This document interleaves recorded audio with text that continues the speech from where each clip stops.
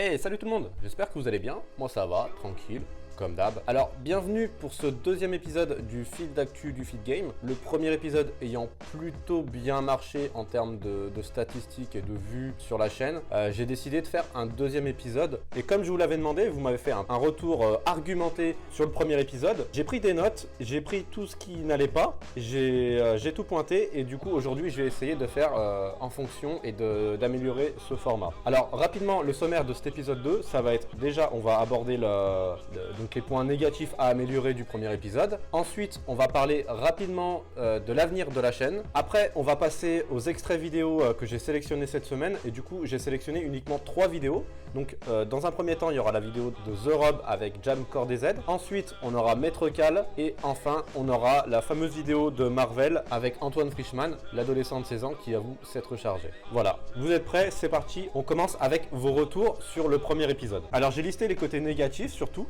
Donc ce qui revient, c'est que le format est un peu trop mou, ça manque un petit peu d'énergie, ça manque de rapidité. Alors déjà dans cet épisode 2, je vais essayer de parler plus rapidement, d'être moins monotone au niveau de l'intonation. Ensuite, on m'a demandé d'améliorer l'audio. Alors ce qu'il faut savoir, c'est que je vais pas pouvoir changer de micro tout de suite, je vais conserver mon micro. Mais ce qui s'est passé lors du premier épisode, c'est que j'arrêtais pas de bouger mon micro. C'est pour ça que des moments ça allait et des moments ça allait pas du tout. Donc cette fois, je l'ai fixé. Normalement, il devrait pas y avoir de problème à ce niveau-là. Ensuite, vous m'avez demandé plus d'images. Donc aujourd'hui, j'ai sélectionné beaucoup plus d'extraits vidéo. On va voir ce que ça donne. Le lien des vidéos dont je parle dans la vidéo. Donc je vais vous les mettre en description si j'oublie pas. Vous m'avez aussi suggéré une écriture à l'avance des sujets. Donc là aussi, c'est un peu plus préparé que la dernière fois où je l'avoue, j'ai eu l'idée, je suis sorti de mon canapé, je me suis levé, je me suis mis sur l'ordi, hop, j'ai fait ça et en 1 heure, 2 heures, c'était plié. Donc là, cette fois, j'ai un petit peu plus travaillé le sujet. Par contre, en ce qui concerne le facecam, pour le moment, il n'y en aura pas. Tout bonnement pour des raisons pratiques. Je n'ai pas forcément l'occasion de me filmer comme j'aimerais pouvoir le faire. Et enfin, le dernier retour dont je vais parler, un avis intéressant d'une personne qui me dit de faire quelque chose avec une personne d'autre. Et là, c'est une très bonne idée. Alors sachez que c'est en cours. J'ai commencé à voir avec certaines personnes dont je jugeais que ça pourrait être intéressant de le faire avec eux. Et on verra ce que ça donne. Pour l'instant, on n'en est pas là, mais c'est une idée que je vais essayer de développer. Voilà en ce qui concerne les défauts du précédent épisode. On passe maintenant à l'avenir de la chaîne. Alors, quand je parle de l'avenir de la chaîne, c'est surtout un petit peu, comme je vous l'ai dit, je souhaite améliorer et je souhaite diversifier les vidéos de ma chaîne. Ne pas faire que des zappings. Ne pas être connu que pour mes zappings. Alors, oui, donc je vais pas arrêter les zappings.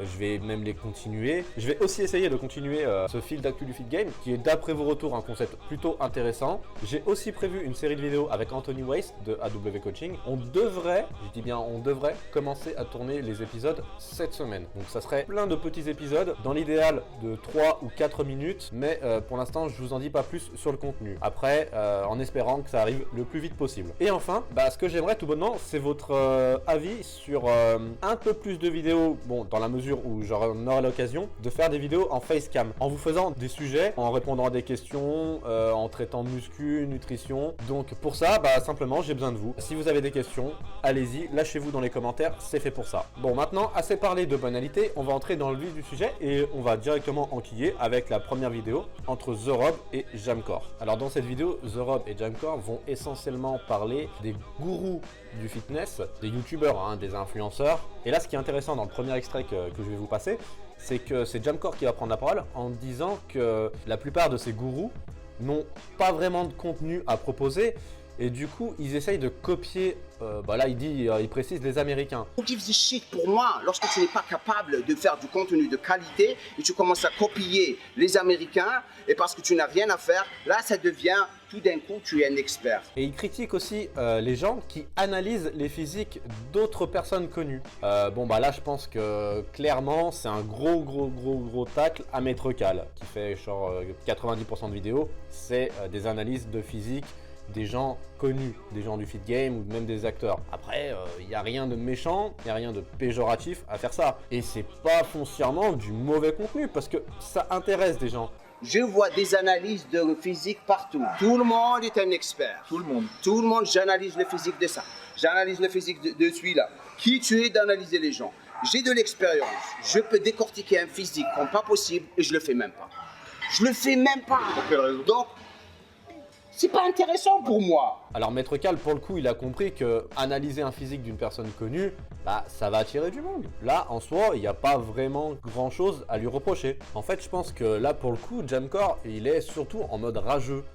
Lui qui se prône pacifiste, qui prétend ne jamais avoir mis de dislike sur une vidéo, et bah là, il est en train de jeter des crottes de nez à des youtubeurs qui produisent, ma foi, du contenu pas forcément inintéressant, du contenu qui plaît, comme je l'ai dit juste avant. Et ça, je pense que c'est pas fait de manière innocente, quoi. C'est voulu. Maître Cal lui a quand même envoyé pas mal de crottes de nez dans la gueule, il y a quelques temps. Je pense que c'est sa petite vengeance.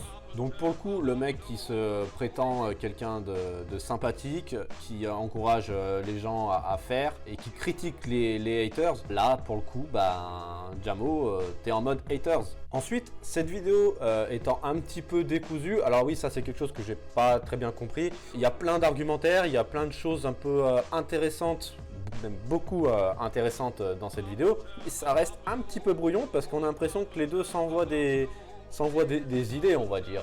On va dire que ce sont des idées, même si ce sont surtout des pics pour beaucoup d'influenceurs ou de youtubeurs au final. Et là, du coup, The Rob, il enchaîne en faisant un reproche aux personnes coachées d'ensuite vendre leurs services pour coacher à nouveau du monde. Moi, il y a un truc que je ne peux pas me toper, il y a un truc que je trouve extraordinaire, c'est que les mecs, ils sont préparés par des mecs.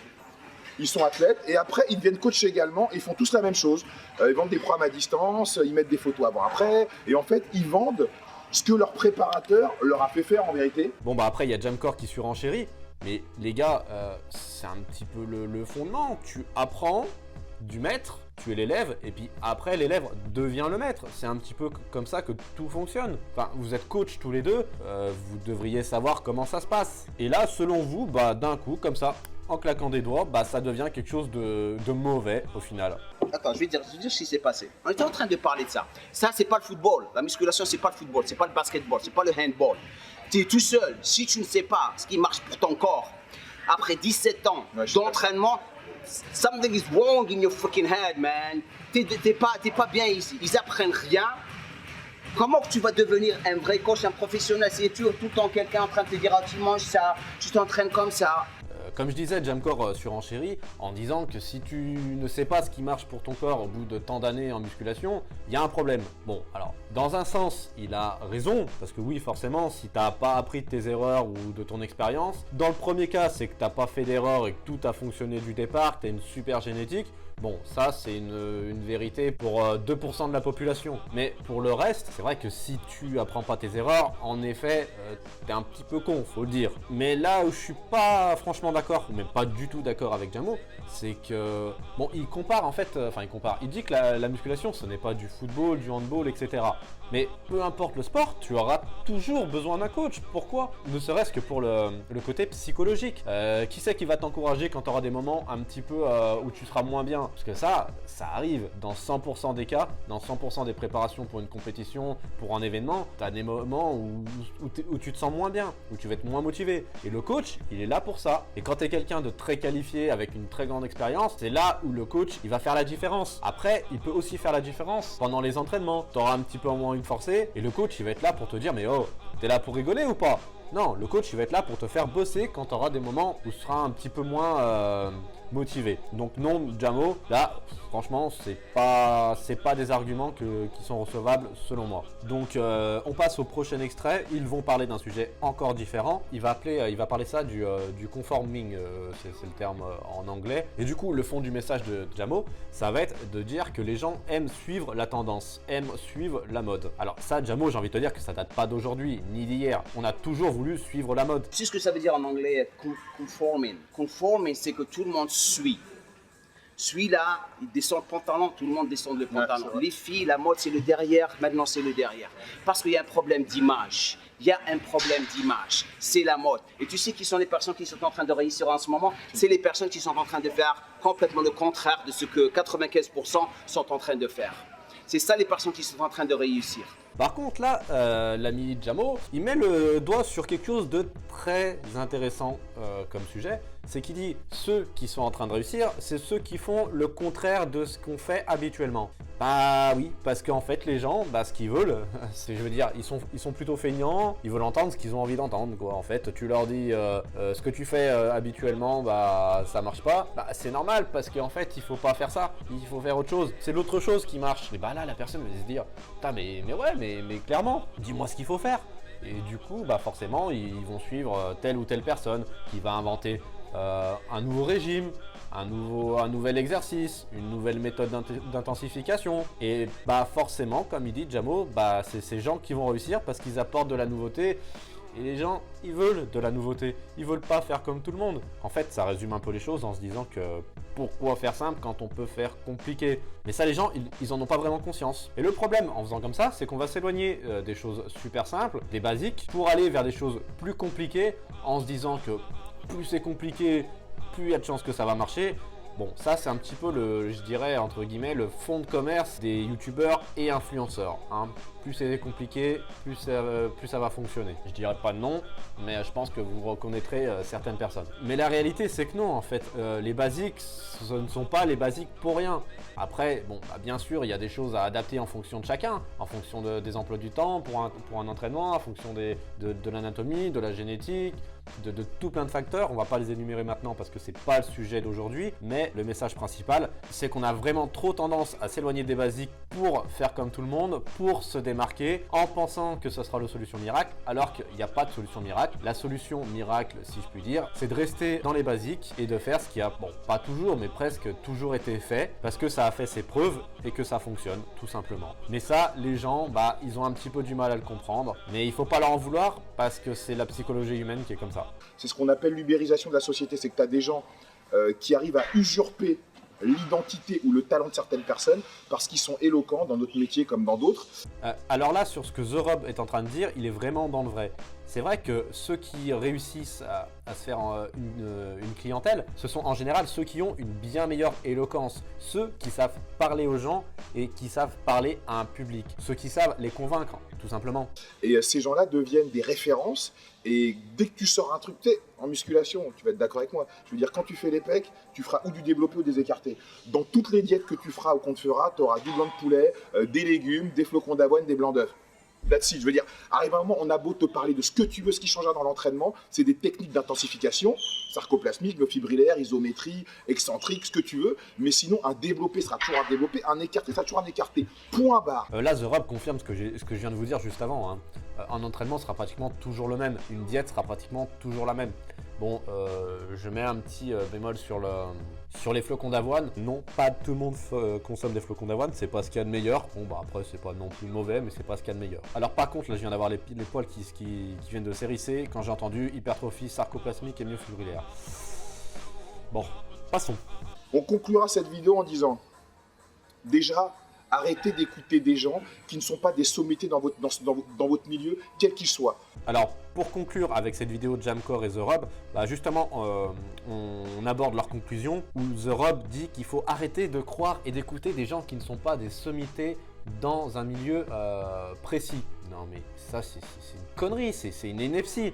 Ça veut dire que le mec qui étudie depuis des années, par exemple, qui a fait des années d'études, qui étudie de son côté, mais qui n'est pas forcément connu, il faut pas l'écouter parce qu'il n'est pas connu, c'est pas une sommité. Enfin, non, il y a quelque chose qui m'échappe. Bien évidemment qu'il faut sélectionner ses sources et ne pas écouter n'importe qui. Après, bon bah, ceci dit, je dis toujours qu'on peut apprendre de n'importe qui. Oui, c'est vrai, selon moi, dans la vie, tu peux apprendre de n'importe qui, tout moment. Bon, je t'ai pas dit qu'il va tout apprendre et qu'il va t'apprendre en détail tout et n'importe quoi. Mais, bon, c'est un petit peu aberrant et un petit peu abusif de dire qu'il faut apprendre et écouter que des sommités dans un milieu. Ça, non, je suis désolé, je suis pas du tout d'accord. Voilà, ça va être tout pour cette vidéo, tout ce que j'ai à dire entre guillemets sur cette vidéo entre Jamcore et The Rob. On passe à la vidéo suivante avec notre cher ami Maître Cal qui nous a pondu une vidéo qui s'appelle Le Fit Game et sa science de merde. Clash. Moi je dis fuck cette putain de science. Dans un cas, le cas où je dis que la science, je la fuck motherfucking fuck, les amis. Bon, là je pense que le message est clair, je pense qu'il aime pas spécialement la science et les études scientifiques. Pensez-vous vraiment Si tu commences à appliquer la science à la lettre, toi derrière la caméra, t'es seul à connaître mieux que n'importe qui ton métabolisme. Chaque personne est différente. Alors, il dit pas toujours que des choses intéressantes, mais là, pour le coup, Maître Cal, il met le doigt sur quelque chose d'intéressant. C'est que la science, c'est très bien, sauf que si tu appliques la science pointilleusement et que tu en oublies la pratique, il y a quelque chose qui va pas aller. Si tu commences à appliquer comme un âne ou comme un mouton qui broute l'herbe tous ces conseils de scientifiques qui ne connaissent rien, qui te sortent des livres, qui te font des trucs sur la prise de masse, sur la sèche, ça fonctionne même pas sur eux. Tout ça pour faire, voilà, un business. Donc là, il nous dit que tous ces gens-là qui regroupent les études scientifiques, qui étudient la science pour nous écrire des livres, pour nous pondre des programmes, et qu'en réalité, que c'est pour faire un business. Bah ouais, bah oui, c'est triste, mais c'est comme ça. Enfin, c'est triste, pas tant que ça, parce que derrière, il y a quand même beaucoup de recherches. Mais je pense que le fond de son message, c'est de simplement ne pas faire confiance à 100%, enfin, que à la science, quoi. Ok, la science, comme je l'ai dit, c'est très bien, mais il faut aussi faire des essais et des expériences sur soi-même. On va pas réagir comme tout le monde. Chaque personne est unique, il l'a dit juste avant, et chaque personne va réagir différemment à tel ou tel programme, à tel ou tel exercice, à telle ou telle diète. Et je ne suis pas le meilleur coach du monde. Je n'ai pas le meilleur physique. Bon, bah là, je suis aussi d'accord avec lui, c'est pas forcément le meilleur coach du monde. Je dis pas non plus que c'est le plus mauvais, et qu'il est mauvais d'ailleurs, hein. Bon, après, même si des fois dans ses stories Instagram, on voit des exercices faits sur ses élèves, bon bah il y aurait vraiment beaucoup à redire. Sur son physique, il n'a pas le plus beau physique au monde, mais il n'a pas un physique dégueulasse non plus. Je pense que beaucoup le critiquent, mais beaucoup n'ont pas la moitié de son physique, franchement. Mais moi, ma seule science et philosophie, c'est que tu chies ta race à la salle de sport à 300% si tu veux avoir des muscles de qualité. Bon, et on conclut cette vidéo Maître Cal. Là, il nous dit qu'il faut en chier sa race à 300% à la salle de sport. Ouais, mais non. Ok, il faut en chier, mais faut pas finir sur les rotules à chaque séance de musculation. Sinon, ton système nerveux, il va faire la gueule au bout d'un moment. Et puis tes perfs, voilà, elles aussi, elles vont faire la gueule. Donc se donner à l'entraînement, mettre de l'intensité dans ses entraînements, en chier, ok, mais pas non plus être sur les rotules à chaque fois, à chaque entraînement et à chaque série. Bon, ensuite, maintenant qu'on a parlé de Maître Cal, on va s'intéresser à Marvel Fitness qui nous a fait une vidéo très intéressante avec un petit jeune inconnu jusqu'à là, mais qui est en train de monter sur les réseaux. Il s'agit d'Antoine Frischmann, il a 16 ans et il avoue être dopé depuis plusieurs mois. Et justement, à ton âge, généralement, les gens sont assez naïfs, c'est-à-dire ils se disent mais non, c'est possible naturellement. Pourquoi toi, directement, tu t'es dit, comment tu as eu cette réflexion, tu t'es dit bien sûr qu'ils sont dopés? Non, parce que tu te rends compte en allant à la salle au bout d'un moment que tu peux pas... Mais justement, toi, t'es très jeune. Tu vois, Ouais. tu m'aurais dit à 20 ans, 25 ans, mais à 16 ans, même moi, Simone Panda, même à 20 ans, je pensais naturel. Alors que toi, t'as vite vu le truc, on se fout de la gueule du monde. Oui, moi je l'ai vu directement, direct dans la veine. Mais c'est dû à quoi? Parce que tu t'es beaucoup renseigné sur le sujet, parce que tu as regardé des Je me suis vidéos. rendu compte de comment c'est dur de progresser quand t'es naturel.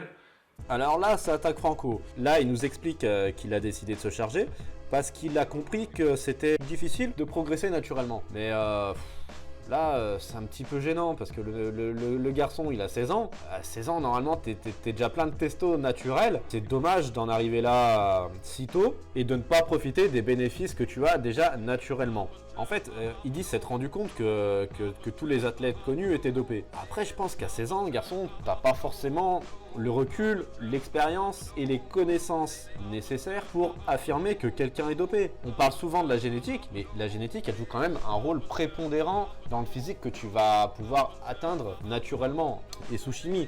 Mais là, ce qui m'intéresse, c'est le physique que tu pourrais atteindre naturellement. Sauf qu'à 16 ans, t'as même pas fini ta croissance. Donc ta génétique, tu la connais pas à 100%, tu connais pas ton potentiel atteignable naturellement. C'est un petit peu dommage d'en arriver là si tôt. La muscu, c'est un sport de patience. Tu crois qu'en 2-3 ans, tu vas te faire un physique godlike? Bah, tu te trompes. Et ceux qui croient qu'on va se faire un physique en quelques mois ou en quelques années, je dis 2-3 ans, que tu vas atteindre le physique de Siméon Panda, Ulysse, Jave Said ou ou n'importe qui d'autre, mais vous mettez le doigt dans l'œil. Il n'y a que certaines personnes qui peuvent y arriver. Et ces personnes, ce sont ceux qui ont une génétique godlike. Ce sont ceux qui sont vraiment faits pour la musculation, qui peuvent s'entraîner, faire n'importe quoi, manger n'importe comment et qui réussiront dans tous les cas. Mais ça, c'est une infime partie de la population. La musculation, c'est quelque chose de pas foncièrement compliqué, mais il faut être patient. Bon, alors ensuite, ce petit gars, il nous dit qu'il pense pas que les adolescents, que beaucoup d'adolescents soient chargés. Et ça, notamment dû au prix des produits dopants. Donc, est-ce que tu penses qu'il y a beaucoup d'adolescents, en tout cas de pré-ados, qui se chargent? Alors, moi, je pense pas qu'il y ait énormément d'adolescents qui soient chargés en muscu, notamment dû au prix des produits. Il faut savoir que certains produits sont chers, hormones de croissance, insuline, etc. Mais par exemple, moi, la testo, j'étais à 500 mg par semaine, et 500 mg c'est 2 ml, et 2 ml ça revient à 8 euros. Donc 8 euros par semaine, c'est un grec par semaine. Voilà, faut savoir choisir. Mais juste après, il nous parle un petit peu des prix des produits dopants. Et là, il nous sort un 8 euros par semaine et il compare ça à un grec par semaine. Et là, il nous dit, après, il y a des choix, il faut choisir. Ok, donc ça veut dire qu'en fait, c'est un petit peu contradictoire avec ce que tu as dit juste avant. Tout le monde en fait peut se doper, tout le monde en a les moyens financiers, même un adolescent, puisque en moyenne, un adolescent va manger plusieurs fois dehors au grec, au tacos, au McDo ou je sais pas quoi. Donc en fait, c'est un petit peu incohérent. Donc là, ils reviennent sur le pourquoi du comment. Pourquoi? Qu'est-ce qui s'est passé? Tu progressais pas assez vite? Tu sens que ça prend du temps et quand tu as un objectif sérieux, plus t'envoies tôt, en fait, plus tu... Ah, toi, tu t'es dit, tu veux tout et tout de suite. Et là, il nous dit qu'il avait un objectif précis et qu'il progressait pas assez vite. Bon, bah voilà, comme tout à l'heure, je dis que je me répète, mais la musculation, c'est quelque chose de...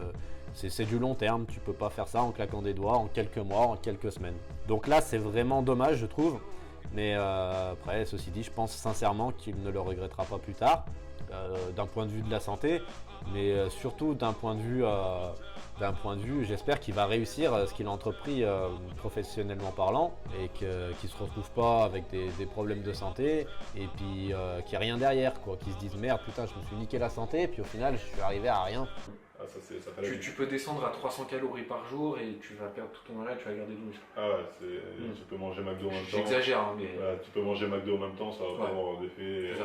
D'ailleurs, au niveau de ta diète, c'est intéressant ça. Est-ce que tu as une diète irréprochable? Alors non, il faut savoir que quand tu es chargé, voilà, tu peux manger au McDo tous les jours, tu prendras du muscle.